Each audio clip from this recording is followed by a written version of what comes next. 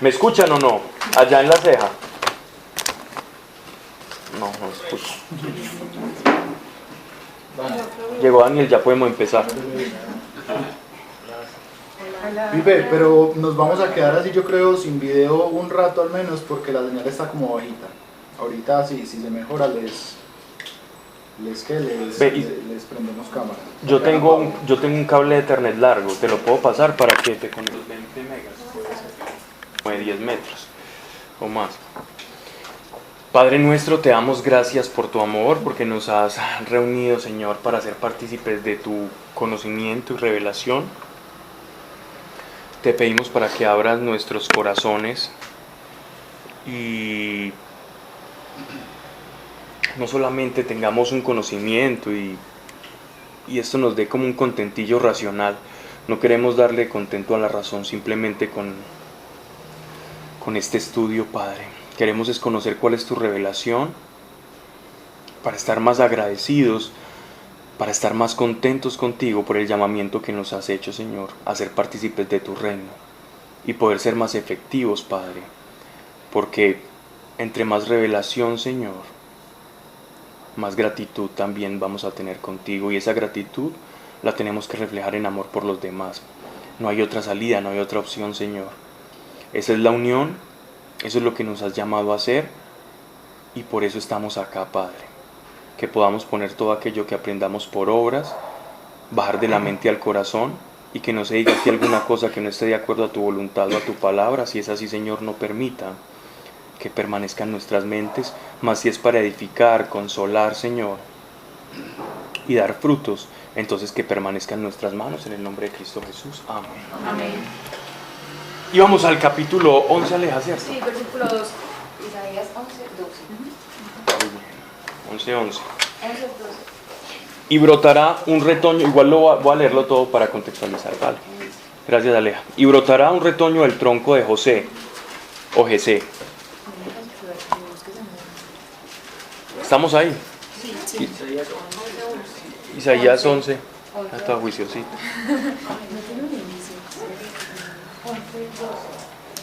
Pablo, una pregunta rápida. Es que ayer me mandaron un audio y era un señor que decía como que no debemos estar repitiendo el Padre Nuestro, pero el mismo Jesús dice, y pues como que se orará así, y dice el Padre Nuestro. Eso... No, el Padre Nuestro, hago un paréntesis a una pregunta que Sari me está haciendo, que escuchó algo sobre no repetir el Padre Nuestro que estaba explicando alguien, ¿cierto? El Padre Nuestro es una pedagogía de oración. Si yo lo quiero repetir, va y venga, está bien. Pero el sentido del Padre Nuestro es enseñarnos el modelo de conexión con Dios, del cielo, el reconocimiento y el sabernos necesitados. Primero reconocer a Dios y después perdón de pecados o pedir perdón, nuestras necesidades y hágale. Es como una especie de pedagogía de oración. Si nos vamos a poner a explicar el Padre Nuestro, aquí nos quedamos por ahí 2 horas. Pero vale la pena, pues, si lo quieres repetir como un acto de devoción, no tiene ningún problema. Ay, ¿usted por qué repite si ve? Problema de usted, si usted se relaciona con Dios repitiendo cosas. Pero mire los frutos del que repite y mire los frutos suyos, y ahí vas a ver quién es más cristiano. Bien. Y brotará un retoño del tronco de Jesé, y retoñará de sus raíces un vástago. ¿Qué es? 11, 11, 12. Estoy leyendo el 11.1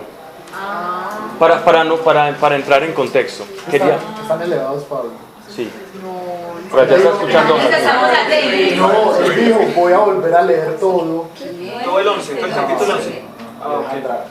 El colmo Alejandro. No, pero otro de Dijo 11 hoy, no voy a leer todo. Pero él dijo que se va a volver a leer todo.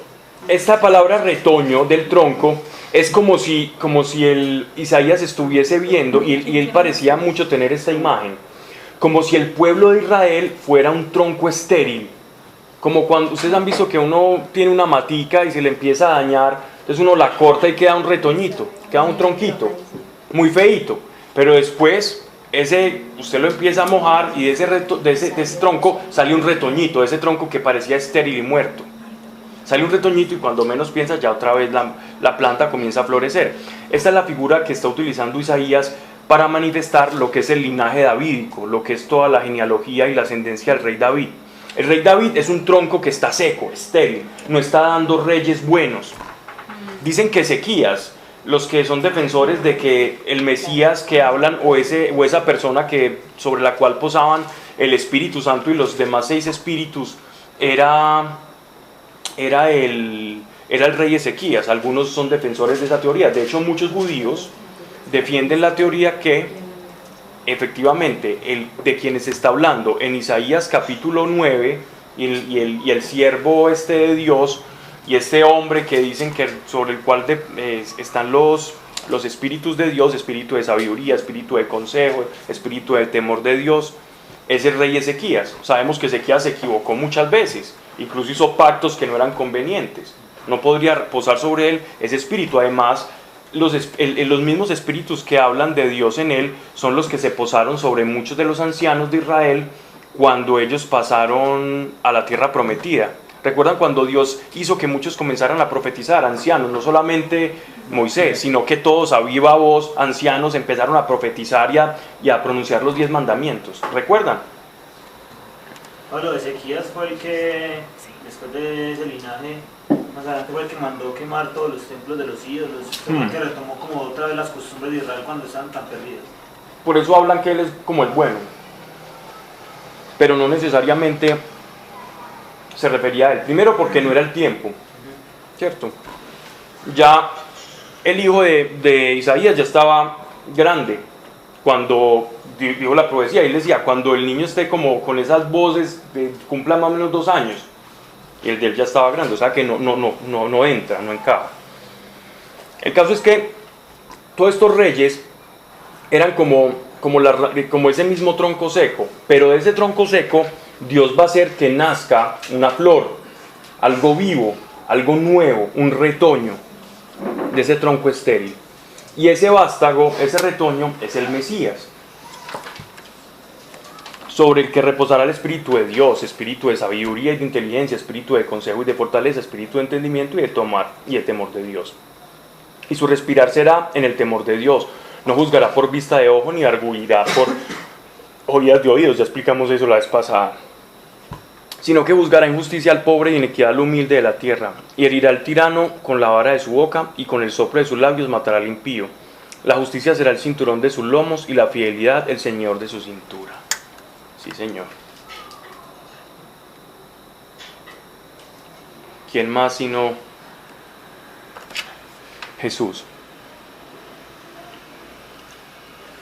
Este capítulo no lo vamos a leer, es el capítulo de la paz del reino mesiánico, donde habitará el lobo con el cordero y todo esto que es como un signo apocalíptico. ¿Recuerdan ustedes? Vamos a pasar de largo eso. Ahora sí vamos a donde habíamos quedado. En aquel día el renuevo de la raíz de Jesé se alzará como estandarte para los pueblos, y le buscarán las gentes, y será gloriosa su morada. En aquel día de nuevo, la mano del Señor redimirá el resto del pueblo, a lo que reste de Asur y de Egipto, de Patros, de Cus, de Elam, de Senar, de Hamat y de las islas del mar. Ojo aquí con este capítulo. Este capítulo es como una especie de exabrupto, es como rompe con la línea que nos venía manejando el profeta. Aquí ya nos van a hablar, este pasaje nos va a hablar de Babilonia, de cuando ellos fueron liberados del destierro de Babilonia por manos de Ciro el persa.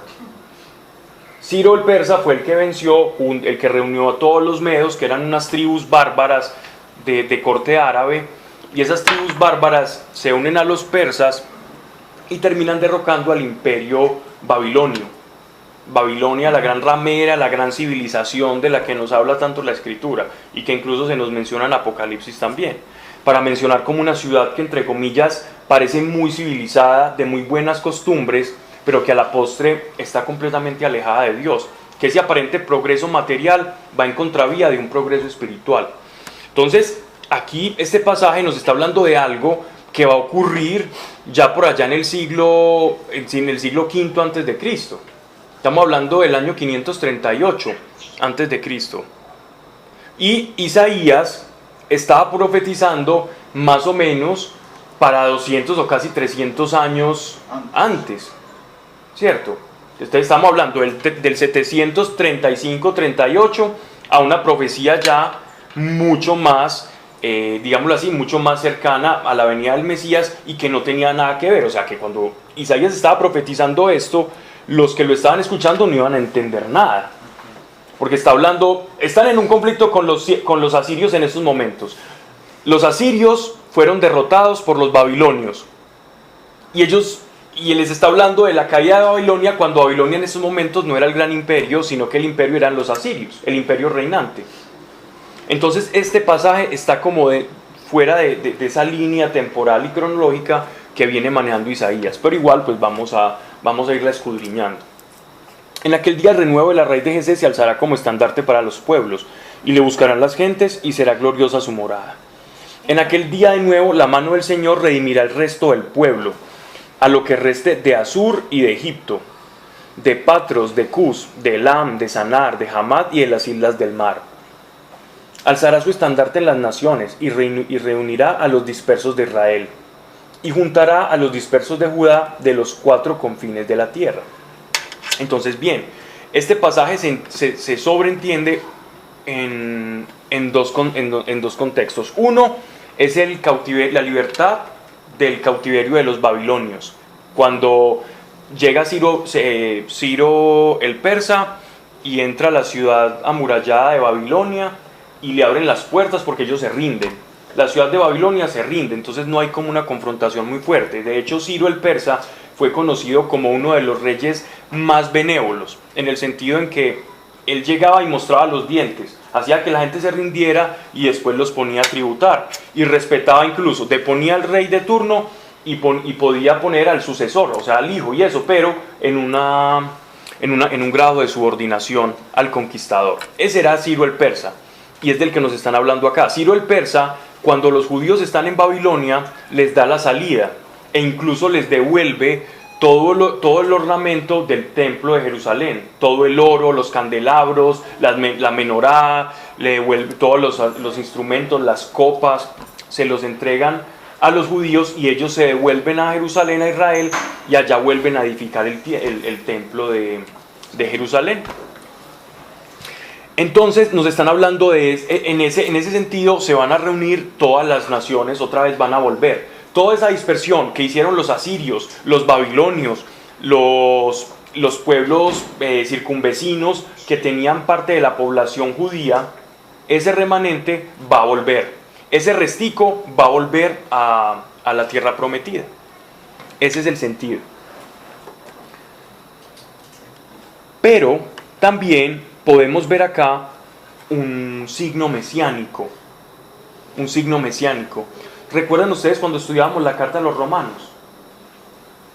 Que el apóstol Pablo hablaba que Dios le había revelado un gran misterio, y era que en algún momento el pueblo judío que tenía endurecido su corazón, Dios le iba a permitir ingresar a esa gloria o a esa gracia. Y él decía, he aquí que yo les revelo aquí un misterio, ¿cierto? Para que los cristianos no nos jactemos de que nosotros somos hijos de Dios y que disfrutamos las mieles del Espíritu Santo, y que los judíos se quedaron esperando el Mesías que nosotros ya sabemos quién es. Entonces, para que el cristiano no se jacte, venga Señor, espere un momento, que lo que fue por ellos, el oprobio que ellos están recibiendo, va a ser transformado en gloria. Porque si la cerrazón de su corazón fue la salvación de ustedes, ¿cómo será cuando ellos se conviertan? ¿Cómo será la gloria para ese pueblo cuando se conviertan? Haciendo como una comparación muy bonita. En esa comparación él nos está mostrando, y tiene que ver con este texto, es decir, en algún momento Dios va a llamar a todos los que son suyos de la tierra cuando llegue el Mesías, cuando llegue la parucía, cuando aparezca nuestro Señor nuevamente y llame a su iglesia, a su esposa, y se le manifieste a los judíos en la forma que se les tiene que manifestar, o en los que han conservado la tradición y han sido responsables a su tradición y están esperando un Mesías. Y en esa segunda venida Él se les va a revelar, y ahí se va a cumplir esta palabra, y serán de todas partes de la tierra.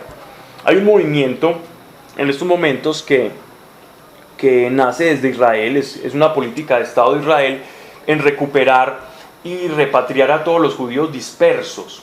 ¿cierto? Por toda la tierra.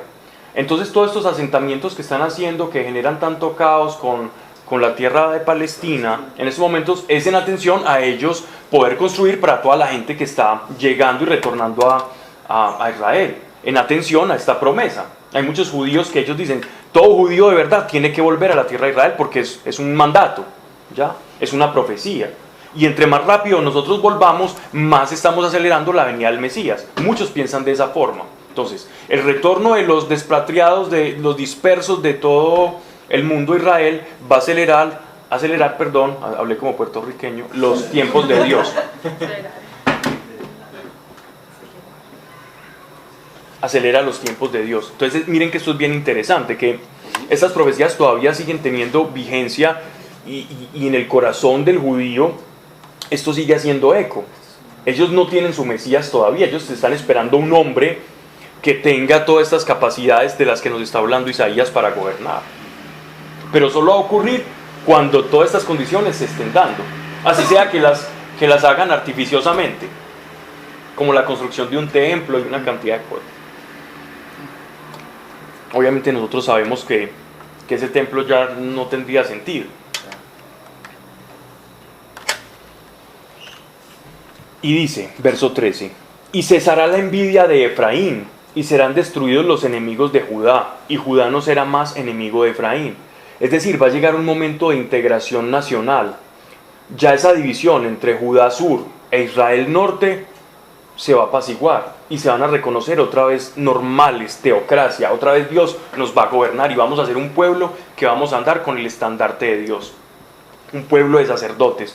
Porque definitivamente el oficio y el mandato del pueblo de Israel, o la razón de ser del pueblo de Israel es ser sacerdotes, un pueblo de sacerdotes, un pueblo que enseñe cuál es la voluntad de Dios. Ese es el mandato. Y serán destruidos los enemigos de Judá, y Judá no será más enemigo de Efraín. Y se alzarán contra las costas de los filisteos a occidente. Y se alzarán contra la costa de los filisteos a occidente. Versículo que varias corrientes políticas y doctrinales que tienen vigencia actual utilizan para referirse a que toda la costa de Palestina, ¿cierto? Toda esa, lo que se llama la Franja de Gaza, les pertenece a ellos. Es que esto nos pertenece y nosotros nos tenemos que extender allá. Los asentamientos para nosotros, no, nosotros estamos cumpliendo lo que Dios dijo, ¿cierto? Aquí no hay problema. Lo que pasa es que se empezó a meter la ONU, llegó Inglaterra y nos puso unas medidas, pero eso son naciones aparte. Una cosa es lo que Dios diga. Y esa es la pelea, ¿no? Y algunas naciones árabes que no tienen simpatías con Israel también aprovechan de eso, de esas coyunturas para apoyar ciertos movimientos. Y bueno, pues no vamos a hablar de geopolítica. No importa si en la mía dice Oriente. ¿Cómo? No importa si en la mía dice Oriente, pues supongo que no tiene relevancia, sino que... No, dice Occidente. Oriente. Occidente. Dice los dos, filisteos al occidente y saquearán también a los de Oriente. Ah, sí. Occidente, Oriente, sí. Ah, sí. Filisteos, toda la Franja de Gaza.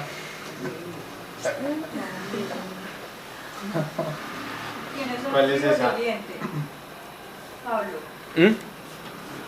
Es el pueblo filisteo. Los hijos de Oriente. Léeme tu traducción. Caerán a occidente sobre las costas de los filisteos y juntos saquearán a los hijos de Oriente. ¿Quiénes son los hijos de Oriente? Los hijos de Oriente pueden ser, en este caso, los pueblos transjordanos, ¿cierto? Pueden ser los Moab, los moabitas y todos los que están del otro lado del Jordán, que viene siendo el Oriente, ¿cierto? ¿Cuáles son los pueblos orientales? Ellos. ¿Y cuáles son más orientales todavía? Ya siguen los sirios, más orientales que los sirios, Babilonia, más orientales que Babilonia, váyase para los persas, más orientales, la India y todo eso, toda Asia Mayor. Bien. Sí, debe ser Moab y Edom, porque después dice Edom y Moab les servirán. Ah, ahí está. Son los transjordanos. Y los hijos de Amón les estarán sujetos. Y les sacará Dios la lengua del mar de Egipto. Les secará. Y les secará, perdón. Eso sería muy extraño. Le sacará la lengua, ¿yo qué? Señales en el cielo se han visto. Y levantará su mano sobre el río con el terror de su soplo, y herirá sus 7 brazos que podrán pasarse a seco. ¿A quién se está refiriendo ahí? ¿A qué pueblo? Pueblo de Israel. No, ¿a qué pueblo lo de los 7 brazos? Egipto. A Egipto, a los deltas del Nilo se está refiriendo. Una manera pues de hablar de la desolación. Y abrirá camino a los restos de su pueblo, a los que quedarán de Asur, como los abrió para Israel el día de su salida de Egipto. Es decir, una intervención de Dios a favor de una nueva liberación. Entonces, tenemos alcance mesiánico por un lado, y también tenemos un alcance que ocurrió, pero estamos hablando de más de 200 años después. O sea que en el momento en que él tuvo la revelación, esta profecía no tenía sentido para ellos, ¿no? Muchos críticos. ¿A qué se refiere con 7 brazos? Los deltas del Nilo, A las ramificaciones por las cuales llegan al mar Mediterráneo, el río Nilo.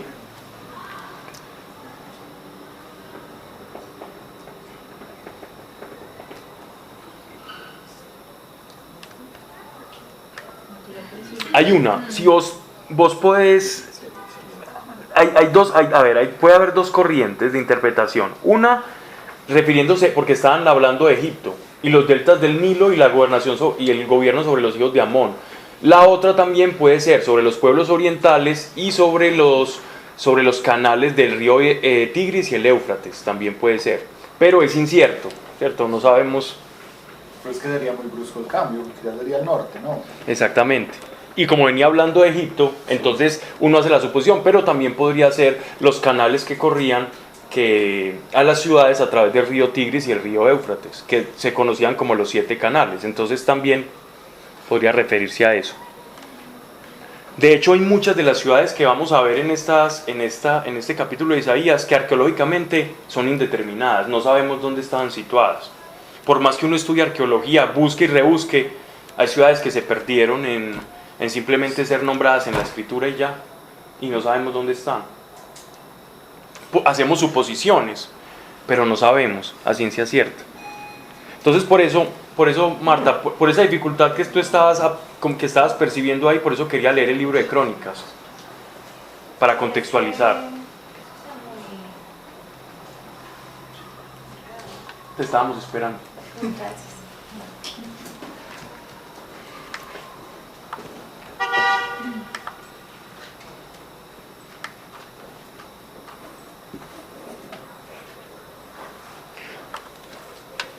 Miren esto, capítulo 12.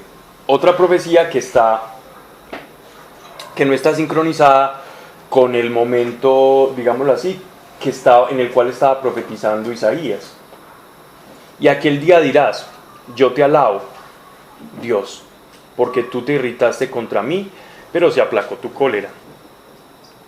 Recuerden que a veces cuando Dios actuaba en el pueblo, al igual que cuando Moisés liberó al pueblo de Israel de la esclavitud de Egipto y pasan a la península sinaítica, él hace un cántico. Él empieza Éxodo con un cántico, ¿recuerdan? Que se llama Cántico de Moisés, y es muy bonito, como agradeciendo a Dios que lo sacó de la esclavitud. Esto es como replicando un poco ese mismo cántico de Moisés, pero versión año 538. Y aquel día dirás, cuando ellos fueron rescatados de la mano de los babilonios, y aquel día dirás: yo te alabo, Dios, porque te irritaste contra mí, pero se aplacó tu cólera. Es decir, ya es el momento de la emancipación, la liberación, y me has consolado. Les devolvió la tierra, les devolvió incluso con creces, porque ellos habían conseguido trabajos y cosas en Babilonia, y muchos prosperaron allí, entonces llegaron con cosas, y empezó otra vez como una especie de levantamiento de esa nación de Israel. Este es el Dios de mi salvación, en Él confío y nada temo, porque mi fuerza y mi canto es Dios. Él ha sido para mí la salud. Sacaréis con alegría el agua de las fuentes de la salud, y iréis aquel día. Alabad a Dios, cantad su nombre, pregonad sus obras en medio de los pueblos, proclamad su nombre, es sublime. Cantad a Dios, que hace cosas grandes, que lo sepa toda la tierra. Exulta, jubila, moradora de Sión, porque grande es en medio de vosotros el Santo de Israel. Esta expresión Santo de Israel es muy característica de Isaías. Es Isaías el que la utiliza en toda la escritura. Y hay muchos cánticos que son en atención a esto. ¿Nunca han escuchado? El Santo de Israel. Es porque esto es un cántico. Esto en verdad, si uno lo lee, esto tiene rima, tiene prosa, este cántico. Pues eso lo está diciendo es Isaías ahí, ¿cierto? Lo está diciendo porque está sintiendo como una emoción del espíritu que lo lleva a clamar un júbilo, como contando, miren, en ese día va a pasar esto. Un cántico de emoción y de agradecimiento. Este río al que se refiere, el agua de las fuentes de la salud, tiene que ver mucho con el concepto que ellos tenían de la purificación y de la purificación de las aguas que corrían. Y de alguna manera lleva relación con el bautismo, ¿cierto? Con esa inmersión en agua viva que el agua que pasa se lleva todo lo malo y quedo yo renovado. Y esa agua siempre está fluyendo. Entonces como que los va a volver a ese estado y a esa limpieza. A eso hace referencia, no como una agua milagrosa como la fuente de Siloé que ellos se sanaban, no, es otra cosa aparte. Esos son profecías que él va arrojando y que tenemos ahí compendiadas alrededor de 60 capítulos, entonces no necesariamente guardan ese orden cronológico para que no nos perdamos, y sino que simplemente vamos estudiando una por una y vamos viendo qué va diciendo el profeta. Y vamos con una máquina del tiempo bien rara, retrocediendo, adelantando y yendo al presente de Isaías y hasta nosotros y hasta el futuro también.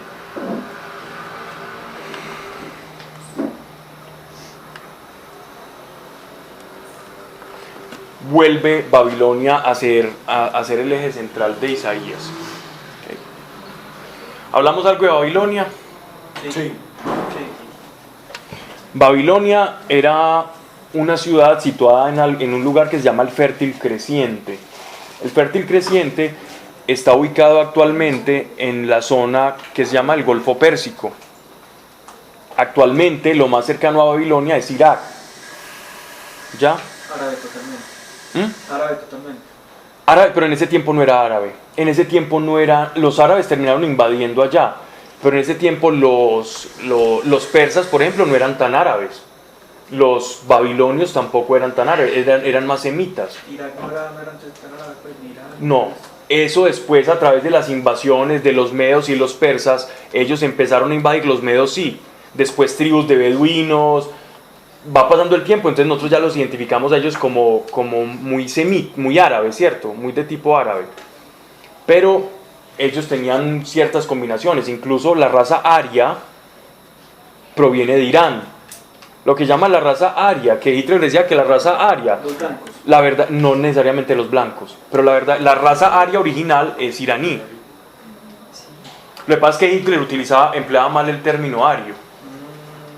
Porque él utilizaba el término ario a través de unas concepciones teosóficas y de unas cosas medio gnósticas y esotéricas que no tienen nada que ver con verdadera historia. Ario no es escandinavo, ario no es vikingo.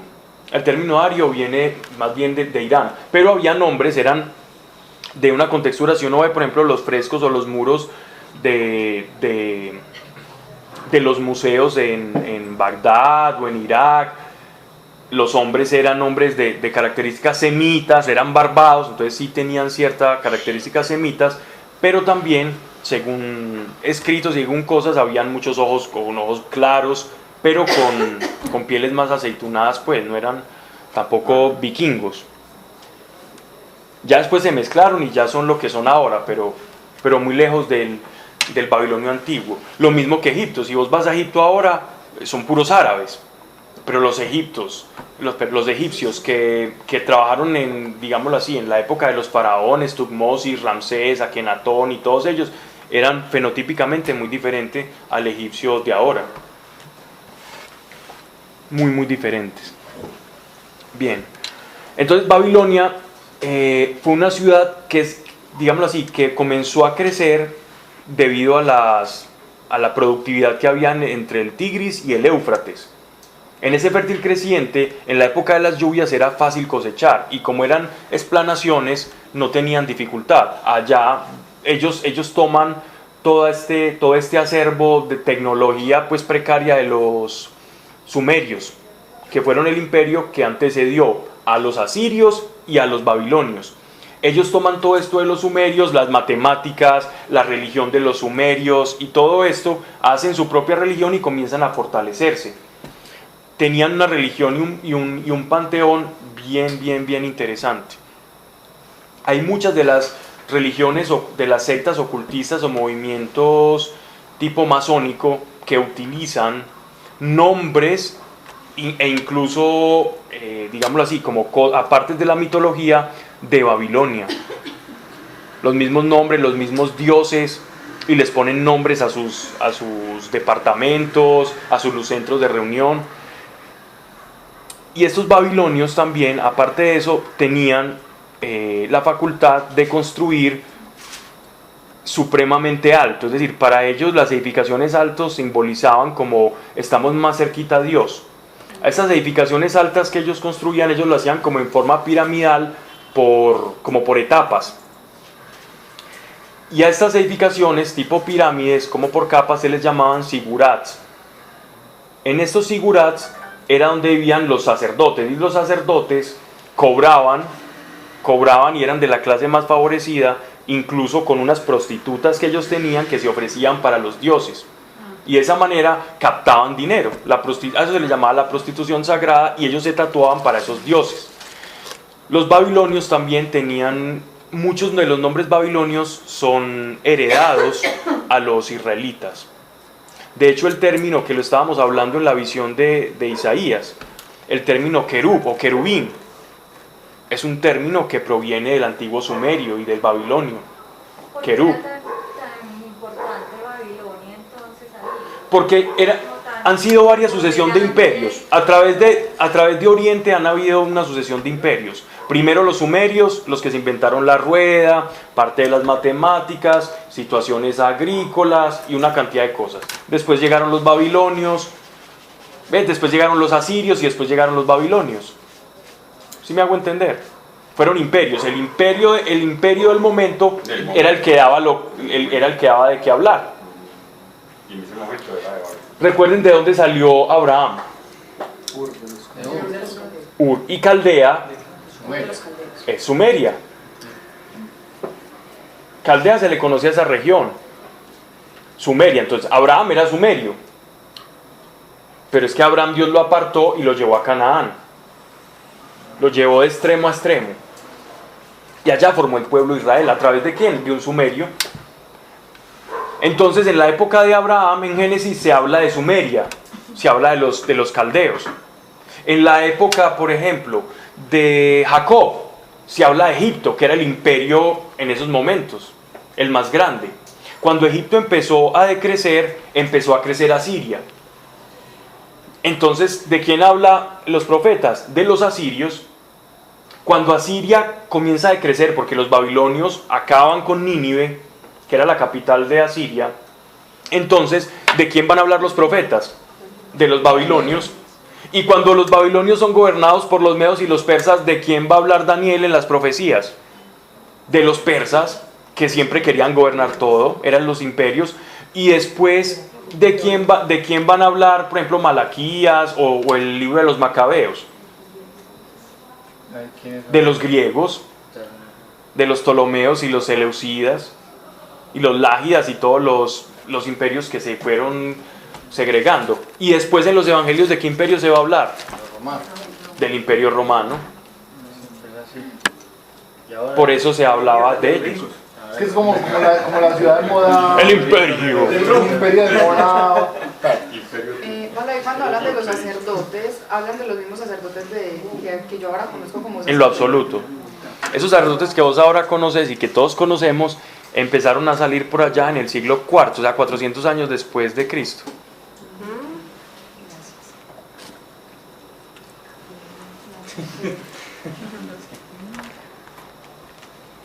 Y el término sacerdote empezó a utilizarse mucho tiempo después también. Antes se les llamaba maestros, se les llamaba evangelistas, se les llamaba servidores o cristianos o obispos. El primer término para determinar una jerarquía eclesial fue servidor o presbítero, obispo, que presbítero es anciano, y obispo, y los apóstoles.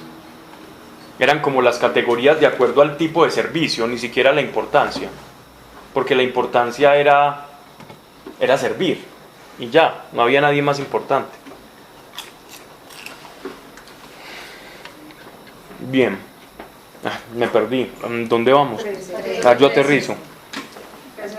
Empezar el 3.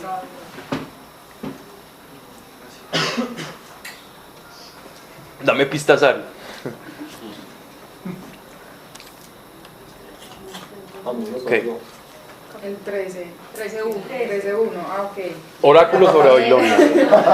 Dura anunció contra Babilonia. Ajá. Revelado a Isaías, hijo de Amós. Ahí está bien. Gracias. Son súper diferentes las traducciones. Este oráculo, a veces en la escritura vamos a ver la palabra oráculo, y a veces oráculo es una amenaza, ¿cierto? Oráculo, cuando uno lee oráculo, por ejemplo, acá significa amenaza contra. Uno podría cambiar la palabra oráculo por amenaza. En otras oportunidades, de acuerdo al contexto, un oráculo es una respuesta de Dios a una consulta que el pueblo hace, ¿ya? En ese contexto oráculo es amenaza. Casi siempre en el contexto de Isaías, oráculo de Dios sobre esto, es amenaza de Dios sobre esto. Si ustedes hacen esto, les va a pasar esto. Es como si algo que Dios les tenga que decir también. Exactamente. Entonces, en ese sentido entendemos oráculo en Isaías. ¿Alguien está diciendo algo en la ceja? Estaba pensando, pero no.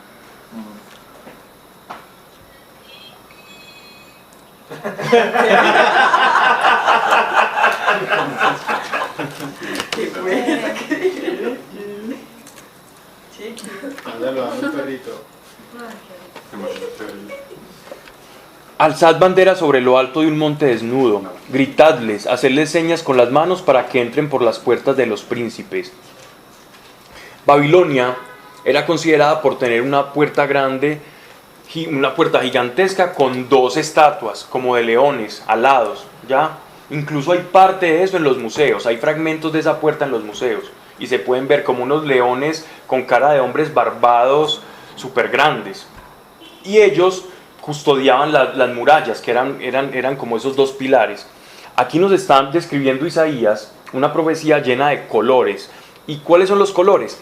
El imperio persa, que está cayendo por las montañas, que van a dar directamente a Babilonia, a la ciudad, la están sitiando. Están cayendo en montoneras a la ciudad. Esa era la puerta de los príncipes, ese portón de Babilonia.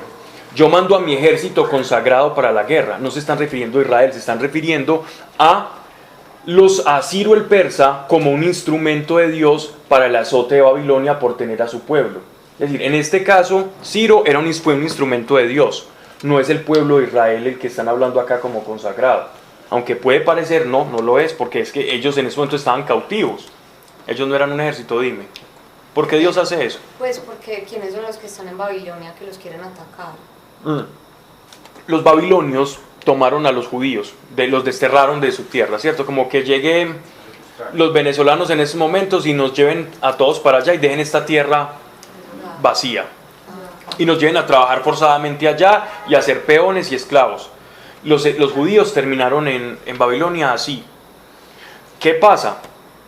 Los babilonios tenían un enemigo que fue creciendo, que fueron los medos, que eran tribus cercanas. Esas tribus hicieron una alianza con los persas en cabeza de Ciro. Ciro logra unir a esas tribus y entonces se van esas tribus llamados los medos o los medios con los persas. Unidas con esa coalición se van a sitiar a Babilonia, no para rescatar a los judíos. Ellos simplemente era para conquistarlos. Pero sin saberlo estaban siendo un instrumento de la voluntad de Dios para rescatar a su pueblo. Y eso es lo que nos está profetizando acá Isaías, esto que va a pasar. Que en el momento en que lo profetizó, pues no había ocurrido. Y con eso consolaba al pueblo que estaba oprimido en Babilonia. Yo mando a mi ejército consagrado para la guerra, y llamo a mis valientes para ejecutar mi ira, a los que triunfan para mi gloria. Murmullo de muchedumbres en los montes, refiriéndose a todo el ejército allá listo para acechar a la presa que era la ciudad amurallada. Los famosos jardines colgantes de Babilonia, que estaban más en Nínive, pero bueno. murmullo de muchedumbres en los montes, ruido de muchas gentes, de reinos, de gentes reunidas. Este ruido de muchas gentes, de reinos, de gentes reunidas, se está refiriendo a la plaza central de Babilonia, donde estaba toda la gente en una ciudad cosmopolita. Era una ciudad que todo el mundo quería ir allá, porque era donde estaba el centro cultural de la época. Era como todos ahora queriendo ir a Harvard, a Estados Unidos. Si usted va a Miami, usted no sabe que todos son latinos, usted ve judíos, usted ve gente de todas partes. Igualmente era Babilonia, veía gente de todas partes y empiezan a preguntarse y a asustarse dentro de la plaza. Eso es lo que él está hablando. ¿Qué pasó? ¿Qué es ese ruido? ¿Qué está pasando? ¿Por qué cerraron las puertas? Es más o menos como el contexto. Dios de los ejércitos revista al ejército que va a combatir. Viene de tierra lejana, de los confines de los cielos. Dios con los instrumentos de su furor para asolar toda la tierra. ¿Quiénes son los instrumentos de su furor? Ciro el persa, los medos y los persas. Los asirios ya estaban en estos momentos ya perdidos, ya estaban derrocados. Verso 6, ¿verdad? Sí. Lamentaos que se acerca el día de Dios, que vendrá como azote del Todopoderoso, y desfallecerán todos los brazos y celarán todos los corazones de los hombres. Se llenarán de terror y de angustia, y de dolor se retorcerán como parturienta. Se mirarán con estupor unos a otros y se encenderán en llamas sus rostros. Ved que se acerca el día de Dios, y cruel, con cólera y furor ardiente, para hacer de la tierra un desierto y exterminar a los pecadores. Las estrellas del cielo y sus luceros no darán su luz, el sol se esconderá en naciendo, y la luna no hará brillar su luz. Yo castigaré al mundo por sus crímenes, y a los malvados por sus iniquidades. Yo haré cesar la insolencia de los soberbios y abatiré la altivez de los opresores. Yo haré que sean los hombres más escasos que el oro fino, más que el oro de Ofir. Yo haré estremecer a los cielos y temblará la tierra en su lugar ante la indignación de Dios de los ejércitos, el día del furor de su ira. Este pasaje, si uno ve, tiene como un contexto demasiado escatológico, demasiado apocalíptico, sí, ¿cierto? Ya no está hablando como de lo mismo. Pero a su vez está hablando de lo mismo, está hablando de la desolación que va a haber y el por qué, cuál es el sentido de todo este castigo. El sentido de todo este castigo es el pecado. ¿O por qué ocurren todas estas cosas? Nada más y nada menos porque el hombre se alejó de Dios. Y es una manera siempre muy colorista del autor de pintarnos las estrellas cayendo y todo eso, pero no es que en ese tiempo pasó todo eso, no. Simplemente que va a haber dolor y va a haber sufrimiento en ese contexto en el que a un pueblo le va a caer toda la cólera de Dios. ¿A qué pueblo? Al babilonio. Y habla aquí de una tierra que es el oro de Ofir, que se menciona también en Génesis, esta ciudad de Ofir. Pero algunos la identifican con Yemen, que queda más en el África, otros la identifican con una parte como de Israel hacia el norte, otros identifican Ofir con casi que como una especie de ciudad como que no existía, o una caleta que tenía el rey Salomón. Eso se ha dicho de todo, pero efectivamente Salomón recibía oro de Ofir y cosas de Ofir. Eso dicen cuando uno lee Reyes. Pero arqueológicamente hay un debate de dónde quedaba, no se sabe.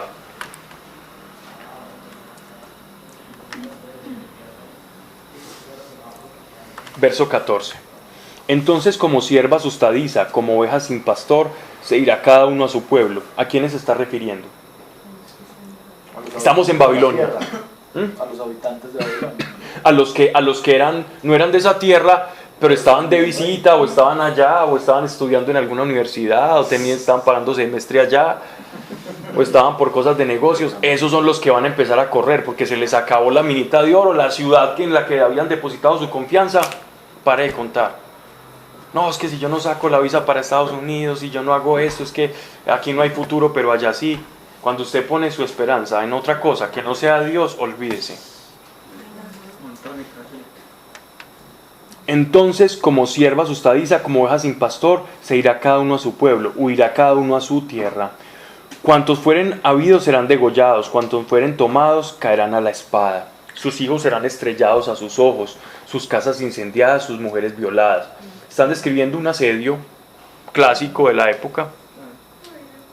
aunque reitero, según los historiadores, Ciro el persa no pasó por espada a los babilonios, porque ellos se rindieron.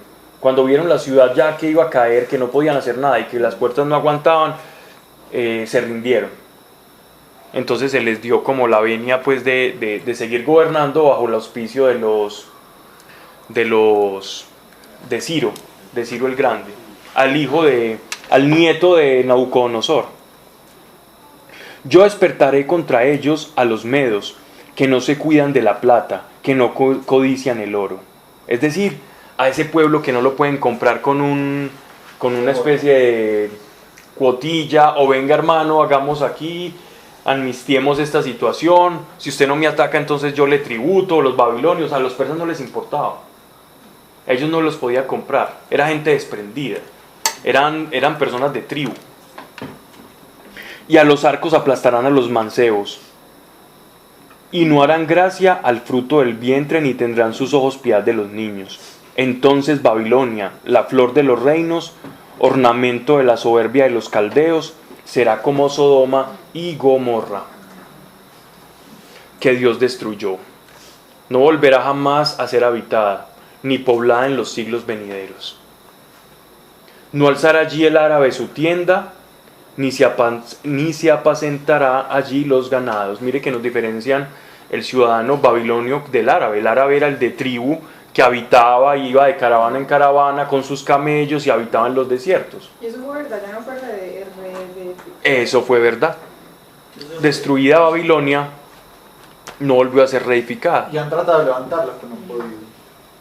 Ah, pero es que eso ya es un mandato de Dios. Es una sentencia ya. Sí, ya. Y hasta la fecha, señores, hasta la fecha. ¿Dónde queda ese terreno desolado ahora? Hay un San Hussein intentó reconstruir eso antes de que entrara a Estados Unidos. Intentó reconstruirlo para hacer como una especie de Disneylandia arqueológico. Ajá. Y ahora ISIS acabó con un montón de esas ruinas. Lo arrasó. Sí. O sea, como que Qué cada pesado. pasa algo y no lo... Bueno, No pueden hacer nada ya. Da pesar porque hay cosas arqueológicas muy bacanas de ver. Pero yo creo que ya ni quedó eso porque ISIS sí. No, y empezaron a traficar. Hay un tráfico negro. ISIS comenzó a traficar, a ver, y ellos parte de lo que se financian es de arqueologías en el mercado negro, de piezas arqueológicas y de saqueos. Ya han encontrado cosas interesantes, pero que no van al caso. Muy, muy interesantes. Bien. No alzarán allí árabe su tienda, ni se apacentarán allí los ganados. Morarán allí las fieras, y los búhos llenarán su casa. Habitarán allí los avestruces, y harán allí los sátiros sus danzas. Alguien pensará como hay que los sátiros no, luego no son de la mitología griega. Es verdad que se refiere a eso. Aquellos hombrecillos Con paticas al revés. astados y con paticas de carnero, Así de cabras peludas. que eran muy, muy característicos, pues como eran muy pervertidos. Era como el medio bufónico. ¿Cómo? Medio bufónico. Sí, no, pero más que todo representaban como la fertilidad. Y eran medio pervertidos ellos en la mitología griega. Pero esos no son los de la mitología griega, ¿ya? Aquí Sátiro está utilizando como quien utiliza un término mitológico para describir un estado de cosas, para colorearlo, ¿cierto? Una palabra fantasiosa para colorear algo. Entonces algunos dicen, no, pero es que la Biblia dice que existían los sátiros. Ve, ahí está. sátiros peludos.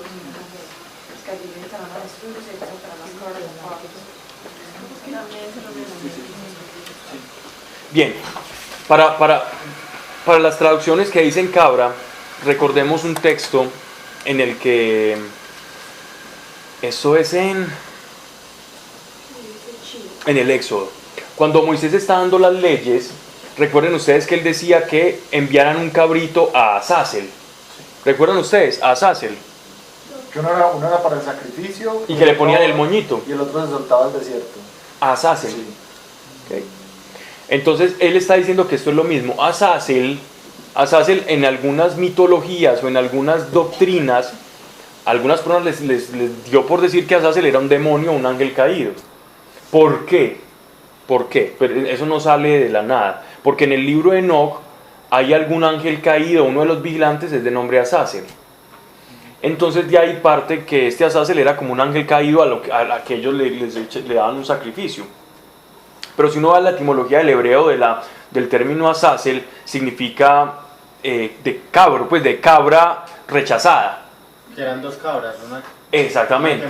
Entonces, si usted le pregunta a un judío qué es Azazel, un ángel caído, el judío se te va a reír y va a decir, no, pero es que literalmente significa cabra rechazada. Cabra rechazada. Entonces es como el rito del cabrito rechazado, que si vuelve es que Dios los perdonó, vagando por el desierto el que soltaban. Si volvía vivo era que Dios los había perdonado. Entonces ellos consideran, no, eso se llama el rito de Azazel, no es un ser, sino que llama el rito de Azazel, del cabrito. Entonces aquí el término de sátiro tiene que ver con Azazel también, entonces por eso esas traducciones dicen de una vez cabritos, cabritos danzando. Pues que uno, exactamente, entonces lo ponen como para no confundir a las personas con este término. Te hacen la vida fácil en esa traducción.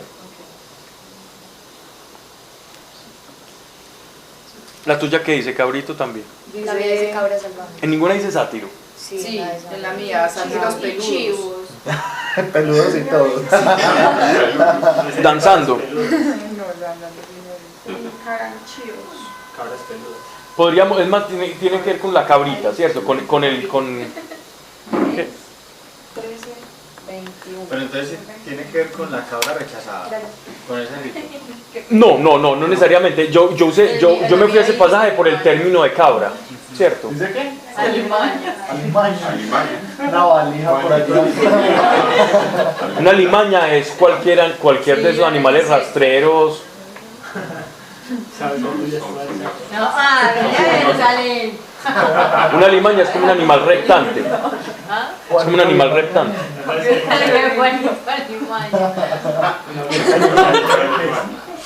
Claro. Hasta por allá le más. Alimaña es todo lo que repta, todo lo que se arrastra. Pero raro que diga la alimaña, la de Jerusalén ahí, raro, me parece raro. Capítulo 21. Sí. No. Capítulo. Allí se congregarán. Verso 21. Y llenarán sus casas de mochuelos. Allí morarán las avestruces. Y los sátiros brincarán aquí. Ah, los sátiros. Sí, ¿verdad? sátiros. Ah, sí. La tuya dice sátiro.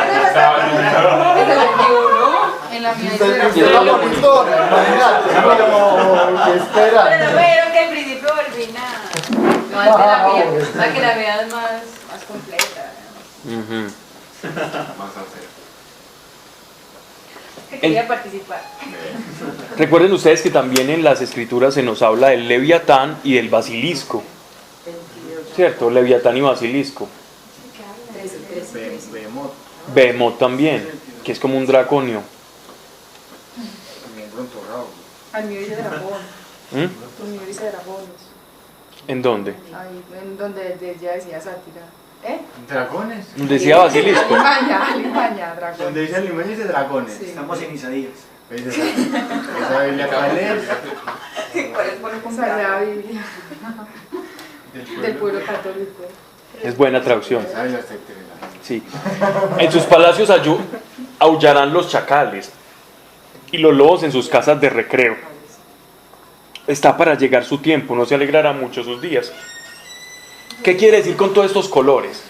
No llegaron a Babilonia unos sátiros con flautines a danzar bajo el fuego, ¿cierto? No. Lo que ocurrió allá es que iba a haber desolación. Entonces él colorea con toda la, digámoslo así, con toda recuerden que este hombre era poeta. Isaías era poeta, Isaías era erudito, era un escribá de la corte. Entonces él tenía muchas figuras retóricas para expresar una desolación y Dios utilizaba todo lo que había en él para manifestarse. Dios utiliza todo lo que hay en ti para manifestarse. Dios utiliza todo, tu carácter, tu manera de ser, tu educación, tu forma de hablar, y Él se expresa. Dios respeta mucho como el don de profecía está sujeto al profeta. Por eso todos los profetas no tienen el mismo estilo de profecía. Si bien pueden decir la misma cosa, Isaías la colorea mucho para decirla, mientras que otros simplemente no. Son escuetos.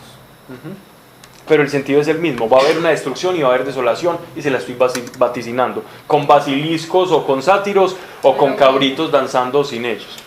Vale.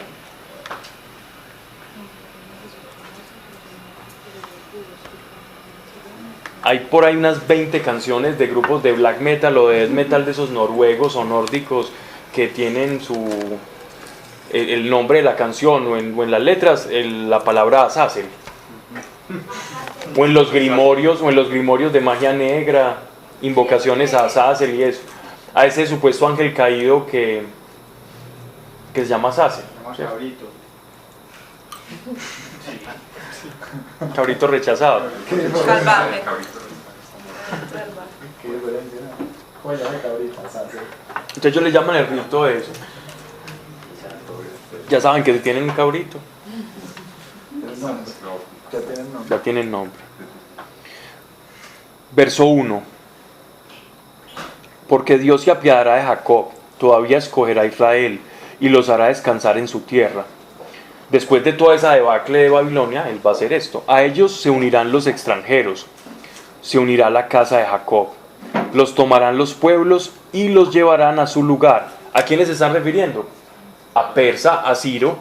Ciro el persa llevó a los judíos, incluso les dio dinero para que reconstruyeran el templo. ¿Esa es la diferencia de cuántos años? Entre caída, volverlos otra vez a retomar y todo eso. Estamos hablando de 300, 200 y pico de años. No, aquí es como si fuera- Estamos hablando del 335, del 730 y pico al 500... Al 500... 70 y algo. No, 538. Ya son 30 años de sufrimiento. Exactamente. Hasta el 538 antes de Cristo. Estamos en cuenta de atrás hacia adelante. Por eso los números entre más atrás, entre más cercano a Isaías es mayor el número. Entre más cercano a Cristo obviamente se va acercando al cero. En la recta numérica. Porque Dios se apiadará de Jacob, todavía escogerá a Israel y los hará descansar en su tierra. A ellos se unirán los extranjeros, se unirán a la casa de Jacob. Y esto pasó, todo esto pasó efectivamente. Tanto que ocurrió esto, que muchos autores racionalistas han intentado desmentir el libro de Isaías y decir, mire, este libro lo compuso un pseudo Isaías. ¿Cierto? Esto lo compuso alguien que estaba en el cautiverio y que era de la escuela profética, y entonces se puso a decir eso de acuerdo a lo que él iba viendo, para desnaturalizar la revelación y el carácter sobrenatural de la revelación de Isaías, ¿cierto? Porque ¿cómo Isaías iba a saber todo eso? Pues que esa es la gracia, ¿no? Pues el profeta. Pero las escuelas racionalistas lo ven así, y hay un ala muy fuerte dentro de la iglesia que se llama, pues, de una corriente de tipo jesuita, que ha intentado ver mucho las escrituras de esa manera y le ha hecho mucho daño a la iglesia por eso, porque ha quitado lo sobrenatural de la revelación de Dios hasta un punto ya que termina siendo vergonzoso. Perdón.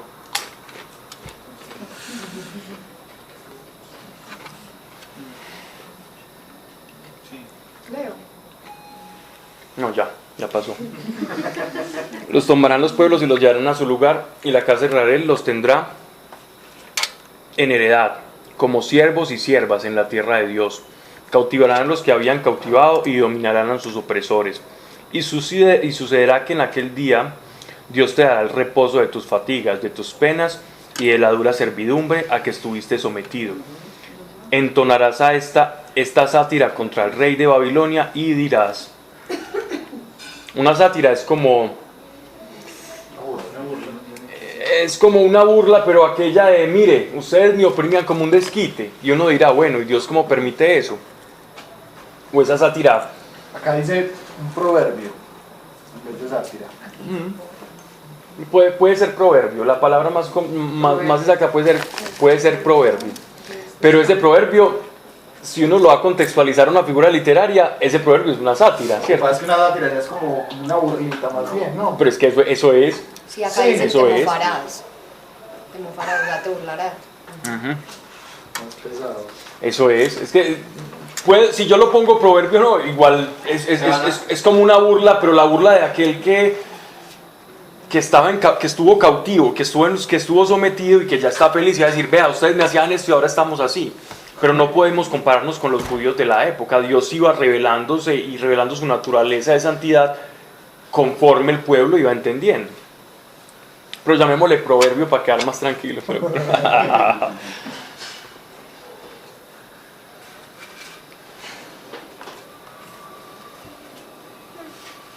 O le podemos, no, elegía no, proverbio sí o sátira. Cántico. Como se acabó el opresor y pasó la vejación, vejación o vejar es molestar. Rompió Dios la vara de los impíos, el cetro de los tiranos, el que castigaba a los pueblos con furor, sin cansarse de fustigar. El que en su cólera subyugaba a las naciones bajo un yugo sin piedad. Toda la tierra está en paz, todo en reposo, exulta de alegría. Hasta los cipreses se alegraron de ti, los cedros del Líbano. Desde que yaces, no sube contra nosotros el leñador. Pero mira, igualmente fue muy elegante, ¿no? Sí, es que por eso pareciera más Proverbial. que sí. Sí. Pero es que la sátira no necesariamente tiene que ser una burla agresiva, pues, como un bullying. ¿Cierto, Marta? Sino que esa sátira puede ser simplemente como hacerle ver la situación en lo que era antes. Ah, mire, ustedes se creían esto y todo y ahora son como unos troncos, ya son un montón de tronquitos cortados, unos tocones ahí y ya no pueden hacer nada. Y ustedes que eran los que oprimían ya no pueden oprimir, porque ya cortaron todo y a los que cortaban los cortaron, es decir, jodiendo se jodieron, perdón. Como un indirecto. Exactamente. Pero a eso se le llama sátira. Verso 9. Hace parte del mismo. El Seol se conmueve en sus profundidades a causa tuya, para ir al encuentro de tu llegada. El centro de la tierra se está abriendo para recibir todos los cuerpos que van a llegar. La tuya dice infierno. El infierno allá abajo se conmovió a tu llegada. Ay, la palabra infierno. Ahí la palabra infierno no calaría mucho. Sí, pero entendés que el infierno es donde van los impíos y los injustos. Entonces, para ese fin, cumplió. Pero si queremos estudiar aquí a Isaías, la palabra correcta sería dejarla Sheol, o centro de la tierra. ¿Qué dice Jerusalén? Seol. Uh-huh. ¿Qué dice la de Adri? Seol. Seguro. Segurísimo. ¿Y la tuya? Tengo fotos habladas. ¿Y la tuya qué dice? El lugar de los muertos. El lugar de los muertos. Es otra manera de no meterse en aprietos. Y me parece bueno, porque es que el Seol era el lugar de los muertos. Pero el infierno, la palabra infierno ya sí va más relacionada con la teología y la doctrina. Y el Nuevo Testamento. Es un anacronismo, como decía David. El Seol se conmueve. Queda mucho ahí ¿Cómo? diciendo cosas que le van a pasar a Babilonia. Sí, por eso, sí, exactamente. Que fue profeta y eso era su... En 60 años, imagínate que no habrá dicho. Antes yo creo que... Antes no dijo nada. Cierto. Pues que aquí pueden pasar años, pueden pasar 2 meses y él va advirtiendo y todas esas advertencias van quedando compendiadas acá. Entonces puede ser la misma advertencia, él decía al pueblo esto, y se van a venir los asirios, y ustedes Efraín, no hagan pactos con ellos, y entonces, eso es lo que estamos leyendo. Eso tiene iluminación, eso tiene un nombre. El Seol se conmueve en sus profundidades a causa tuya, para ir al encuentro de tu llegada. Es como si las puertas del Hades mismo se estuvieran abriendo, como decir, vengan que los quiero recibir. Y por ti despiertan las sombras, todos los grandes de la tierra.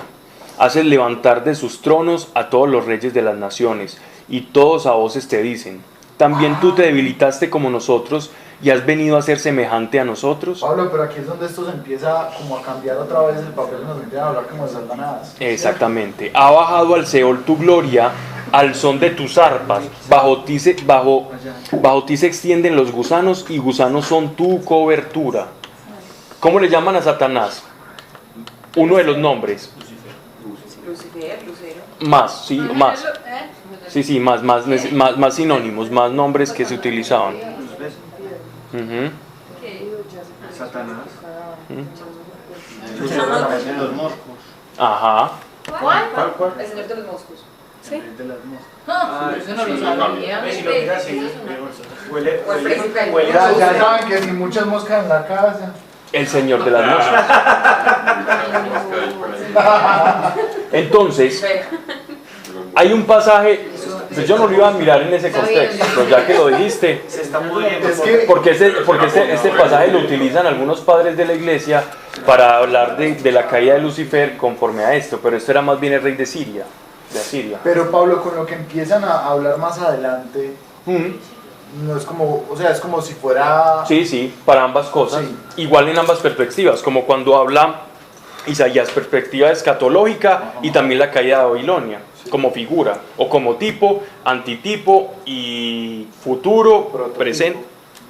O como cuando en Apocalipsis dice la ciudad que en sentido espiritual se llama Babilonia. Sí, y Roma, Sí. por ejemplo, también, y usa la ciudad de las 7 colinas, y en el mundo antiguo Roma era la ciudad de las 7 colinas. Entonces hay algunos que dicen, claro, esa es la iglesia católica porque es Roma. No, hombre, no se están refiriendo a la iglesia ni a la espiritualidad, no se están refiriendo a lo que representaba Roma como tal. Pero, sí, el imperio de turno. Exactamente, el imperio de turno y la manera de pensar de turno. El acomodo de pensar. Es que Dios no tenía problemas con las grandes ciudades, tenía problema era con el corazón de quienes habitaban esas ciudades y la soberbia, que es lo que nos están hablando acá. También tú te debilitaste como nosotros y has venido a ser semejante a nosotros. Ha bajado al Seol, tu gloria al son de tus arpas. Bajo ti se extienden los gusanos y gusanos son tu cobertura. Están hablando de una ciudad completamente arruinada, tapada de tierra y muertos, llena de muertos. Una tierra llena de muertos, está lleno de gusanos. Ahora vamos allí. Vemos allí. Ahí ya viene donde lo que está hablando Sebastián, que utilizan como ¿cómo caíste del cielo, lucero brillante, hijo de la aurora? Como es en primera persona y es hombre, y a los hijos de Dios, a los ángeles también en el Antiguo Testamento les llama hijos de Dios. Recordemos el pasaje de Job, cuando hay una especie de comitiva angélica y él dice que se reunieron los hijos de Dios, en el primer capítulo de Job. Creo que es el segundo. No. Sí, es ahí al principio. ¿Cómo caíste del cielo, lucero brillante, hijo de la aurora?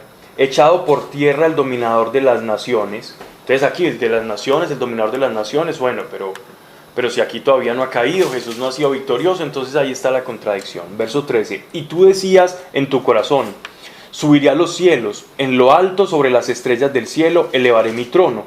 En atención, ¿recuerdan cuando hablábamos de los famosos sigurats? Sí. Era una obsesión de los babilonios la altura. La altura era una obsesión y esa misma obsesión la tuvieron los sumerios. Recuerden que es de los sumerios, de esa generación sumeria, antecesora a los sumerios, que está la famosa, el pasaje de Torre de Babel. De hecho, la palabra Babilonia, Babil, viene de Babil, de confusión. Babilonia adopta el término Babel, que significa confusión. Babilonia se podría decir que para los hebreos es Babil, la tierra de la confusión.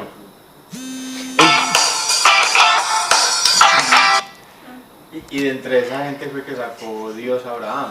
Ajá. De entre los que construyeron la Torre de Babel. Sí, mucho tiempo después, porque estamos hablando en casi los sobrevivientes del diluvio, donde estaba muy reciente todo y había como una especie de comunión espiritual diferente. Esto es bien interesante. Entonces miren, pero entonces uno dice, bueno, hasta el momento puede ser el rey de Persia, ¿cierto? Puede ser el rey de Persia en este momento, puede ser un rey medo, puede ser el rey de Babilonia. Pero esta expresión como caíste del cielo, entonces ya empieza la teología a decir, bueno, pero ¿cómo así? Nos están hablando del Señor de las Moscas, nos están hablando de esto. Entonces lo asocian también a la figura de Lucifer. ¿Quiénes utilizaban eso? Por ejemplo, Ireneo de León, uno de los padres de la iglesia, utilizaba este texto para hablar de la caída de Lucifer. No será más bien cuando dice, bueno, más adelante. Sí, también. No es. Pues Y sigue. Me haré semejante al Altísimo. Sí, claro. Y no es sobre la caída, entonces no es sobre eso. Puede ser de ambas cosas. Puede ir en dos sentidos. Así. Pero es que igual yo creo que desde que estudiamos Daniel estamos viendo eso, como las profecías muchas llegan a tener como un doble sentido. Ajá. Y refiriéndose directamente a los dos, Ajá. pero uno más implícitamente que al otro. Sí, pues pero Pero porque es sí como, se ve más pero se entonces deduce que como que sí. la caída de Lucifer, ¿cuándo fue? Pues Lo que pasa es que En el principio hay quienes dicen que en estos pasajes, yo no sé Pablo qué tan acertado sea esto, pero como que le está hablando como a cierta entidad demoníaca que está detrás o más bien como ejerciendo cierta posesión del que es el rey de Babilonia. ¿Sí me entendés? Y entonces se está refiriendo como a él, obviamente dando como una descripción de cómo cayó del cielo, pero no diciendo pues que fue en ese momento en el que sucedieron las cosas. Pero la caída de cuándo fue. Fue antes de la creación del ser humano. Entonces ya no tenemos referencia, no tenemos datación. No hay tiempo. Fue en el Eos. Ese es pre-Antiguo Testamento. Siempre ha existido, pues. No, él es criatura. Criatura significa que es creado, y si uno es creado es porque no siempre existió. Pero Pablo, ¿y esa teoría qué? Es una teoría. Es una teoría. Como es decir, como potestad espiritual. Sí. Sobre todo porque uno ve lo de... Uno tiene sentido, no es descabellado en lo más mínimo, porque recordemos a Daniel cuando está orando y dice que el príncipe de Persia que está en los aires no permitió que la oración llegara, cuando le dice el ángel Gabriel.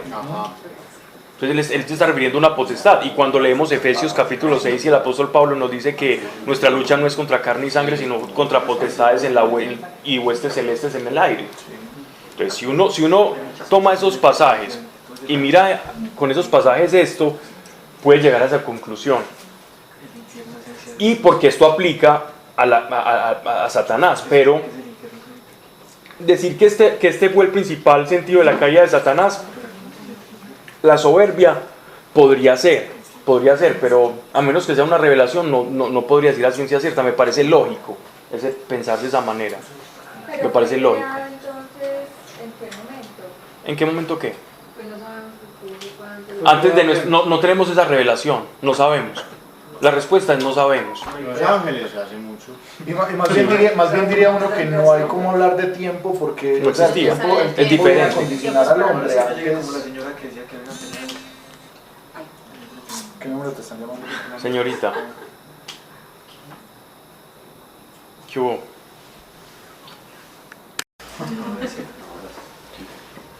Versículo 13.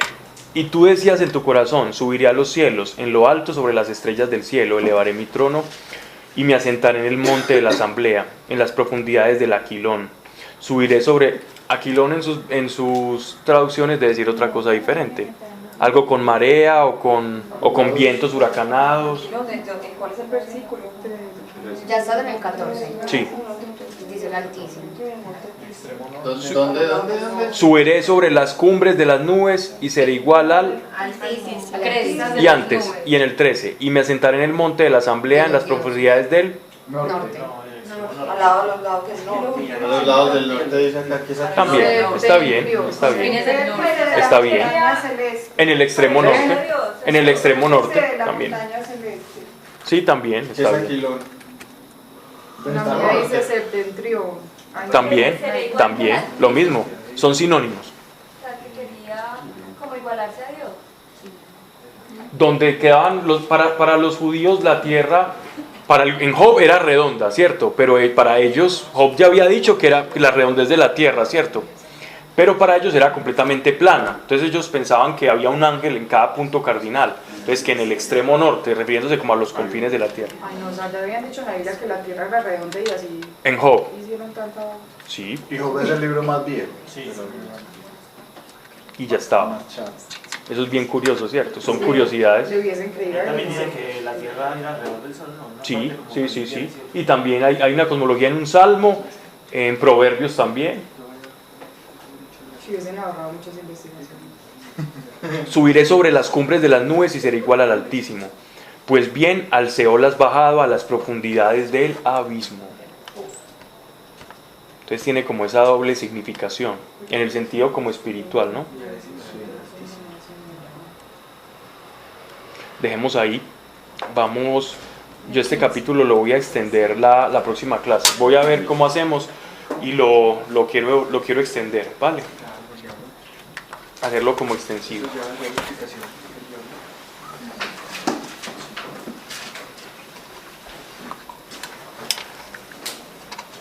Hasta luego.